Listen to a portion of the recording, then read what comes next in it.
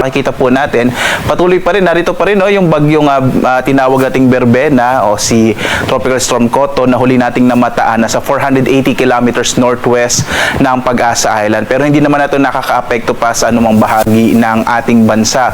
Meron pa rin tayong amihan o northeast monsoon na magdadala pa rin na mahihinang mga pag-ulan, particular na dito sa may bahagi nga po ng extreme northern Luzon sa may Batanes area. Meron pa rin easterlies na magdadala ng mga localized thunderstorms sa malaking bahagi ng Luzon at Visayas. Habang sa ngayon nga, yung Intertropical Convergence Zone or ITCZ, ito yung pagsasalubong ng hangin mula sa magkaibang hating globo or hemispheres.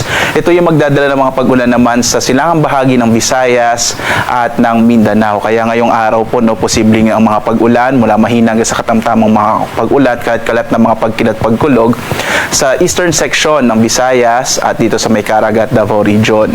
Samantala, meron po tayong minomonitor ngayon. Ito po yung cloud cluster dito sa may bahagi. Silangang bahagi ito ng Philippine Area of Responsibility. Base sa ating mga pinakahuling datos, may posibilidad na itong cloud cluster pa po ito sa ngayon ay posibleng maging low pressure area sa mga susunod na araw at papasok ng Philippine Area of Responsibility.